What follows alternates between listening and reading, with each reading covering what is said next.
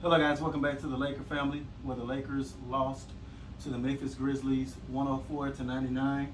Um, disappointing, because we had this game in the bag, and we had it in the bag like so many times tonight. We're coming off a back-to-back, um, and I'm not going to use any excuses. Um, the Memphis Grizzlies, they are a good team this year, and because you saw how they continue to win even without John Morant when he was gone for like a couple of weeks. Um, and to me, I feel like John Morant um, is quickly becoming the second best point guard in the league, behind Stephen Curry. The guy is just that talented, and it's only his third year in the league. So he's a tough task for anyone. And I'm not just saying that because he dropped 41 on us tonight, on a bad defense. But regardless, I still feel like he's quickly becoming the second best point guard in the league. And he was a load to handle tonight. With that being said, we had so many leads in this game, so many blown opportunities, man. It was just unreal. Um, we came out physical. We started out with Dwight Howard at center this game, which was smart because Steven Adams is too much of a brute big man to try to put LeBron at the five. That wasn't in our best interest to start it, LeBron James at the five like that. But Dwight Howard did not win his matchup with Steven Adams. They are both kind of in similar stages in their career. They're the twilight stages of their career. Basically journeyman at this point. But he just he Dwight Howard didn't really provide much. He only gave us one rebound. That's unacceptable. He gave us one rebound in 16 minutes of play, 6 points. Now, how he ended up having the best plus minus on the team, I don't know. He had a plus 17 in that category. So it's showing that he was a positive in the 16 minutes that he played, but the stats that he provided says otherwise. One rebound is unacceptable. For LeBron to finish with 11 rebounds, as whenever they did put him in the center spot, and Dwight Howard only ended up with one, that's sickening, man. That's beyond unacceptable. I've been clamoring or begging the coaches to give Dwight Howard more run, especially when we're getting killed on the rebounds. But if he's going to give us one rebound, it's like we asking LeBron James to do it all at this point. LeBron, we need you to play center. Get us 30. Get us 15 rebounds. Give us 35 points a game. We need you to also play point guard because Russell Westbrook is. He just does ill-advised things at that position. We need you to just do it all. Lead the team in steals, lead the team in blocks. That's not a recipe or a formula for winning. A lot of games here. It's just not. It's just not. And like I said in my last video. The small ball, it can work if you surround LeBron James with supreme three-point shooting and the guys cut down on turnovers. You're going to get out-rebounded with this small ball lineup stuff, which we lost that battle 43 to 43-39. And they got 13 offensive rebounds to our 7 offensive rebounds. So you're going to lose that battle 9 times out of 10 when you go small ball. So you have to make up for it in other areas. You have to kill the other team with speed, quickness, shooting, not turning the ball over. How many turnovers did we have tonight? 18 turnovers. And they only had 12 turnovers.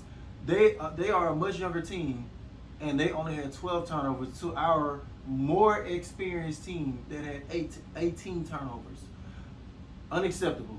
The three-point shooting, 30, close to 37%, which is not terrible, but it's not good enough. If you're going to play small ball, your shooting has to be in the 40+ percentile.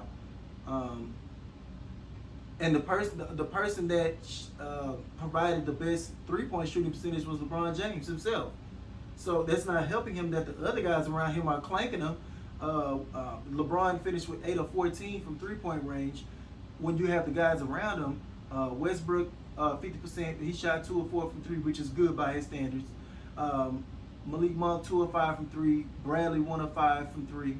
Carmelo Anthony 1 of 8 from 3.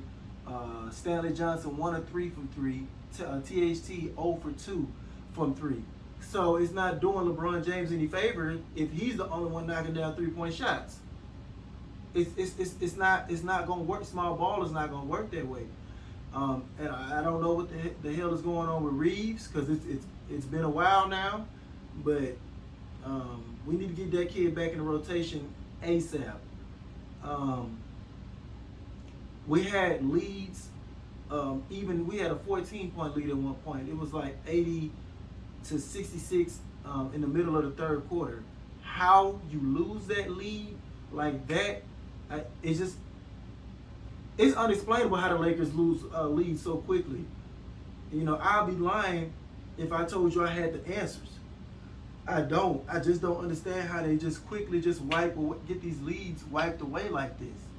Part of it is like I said, turnovers, but most of it is just low IQ stuff, bad shot taking at times.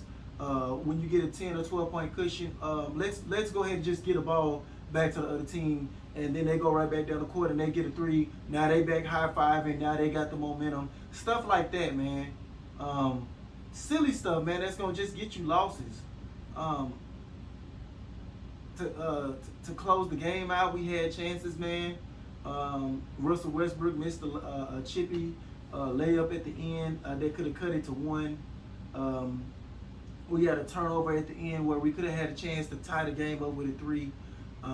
Malik Monk missed the pass to Russell Westbrook. He was wide open in the corner from 3, and it's because LeBron started to play at the top of the key. He swung it to Malik Monk, and John Morant quickly closed, and all he had to do was swing it one more time. But I think John Morant scared Malik Monk just enough to where it closed off his vision to Russell Westbrook in the left corner. You know, it was just a fumble fest from there. He tried to get the ball back to LeBron. LeBron fumbled it, tried to grab it back. By the time he looked back up and tried to get it to Russell Westbrook in the corner, a guy was there already to steal the ball. So it's just unfortunate. You know, we couldn't even get a shot up at the end. But it's just stuff like that, simple stuff like that, like missing a read to Westbrook in the corner, which, you know, I wouldn't bet all my chips on it anyway that you know, Westbrook would have made it, but he has hit some clutch shots, you know, just in this season, you know, towards end of game. So who knows? You just at least want to get a shot up at that point, and we failed to do so. It wasn't all on Westbrook. I'm not going to blame Westbrook like most people tend to just, every loss we get, let's find Westbrook. Let's find Westbrook and see what he did wrong. Let's see what he did wrong. No, tonight it was just a collective effort, you know, of especially Dwight not giving us nothing but one rebound. Us getting killed on the glass, stuff like that. You know, stuff that the team collectively messed up together on. THT is still in a funk. He's probably had one decent game in the past 5 or 6 games. he deserves some criticism as well, only because he showed the potential of what he can be, and he hasn't been that of late. So as much criticism as people are giving Westbrook, I don't hear enough of that criticism towards THT. And I know I was one of the advocates of promoting THT because I know deep down what the kid can do, but at the same time, I have to keep it objective. I have to keep it real. He's just not been playing good overall the past 6 games or so, and he's got to get out of that funk soon. Carmelo Anthony shot us in the foot tonight after having a good game last night. He only ended up with 5 points tonight. That, if y'all want to point to somebody, I hate to say it, he probably was the sore thumb that stuck out. 2-11 from the field, 1 of 8 from 3. That's not gonna get it done. As you know, supposed to be our leading scorer coming off the bench. You know, especially when the Grizzlies got guys coming off the bench, giving great effort and hustle like they did. And one of the main things was we just could not contain Morant well enough. He shot 6-7 from 3-point range, 13-27 from the field, 9-12 from the free throw line. He dropped 41 points, 10 rebounds, 2 steals and 2 blocks. Just awesome game from Morant tonight. And when he knocks down 6 of 7 from 3-point range, it's pretty much unguardable. It's like the Giannis factor. You know they're elite in all the other areas, but the one thing you kind of bank on, you pray that their 3-point shot is not going to fall, because it's just the cat's out the bag. Then you're not going to stop them. It's pretty much the same thing that goes with both of those players, but I felt like one of those threes came back to bite us as well. It was towards the end of a quarter. I want to say it was the end of the third quarter. They let Morant just get the ball with 3 seconds left, run all the full length of the court. You got 2 guys kind of shading him, but nobody decided to cut the ball handler off, and they let him run into a running 3-point shot, and he drilled it. And that, of course, came back to kind of bite us because it was a close game at the end. I don't know what else LeBron can do. He ended up with 37 points, 13 rebounds, 7 assists, 2 steals, 2 blocks. I don't know what else he can do, man.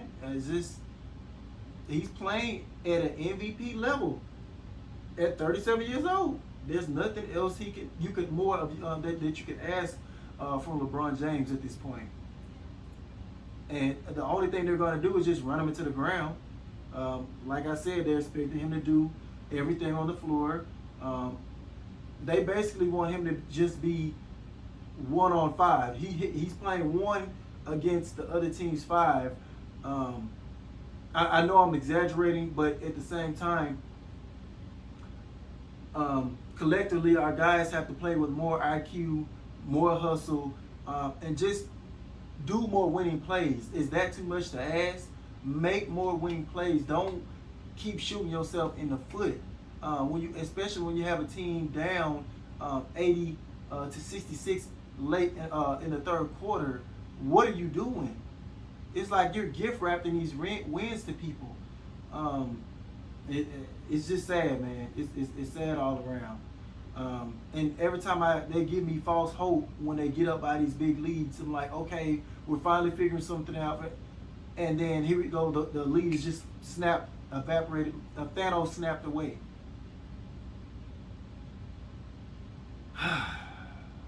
This team is becoming extremely frustrating to watch because you just never know what you're going to get. You never know what you're going to get. But that's all I got for today, guys. As always, thank y'all for watching. Please help my channel grow by sharing, and subscribing. And I'll catch you guys on the next one. Peace.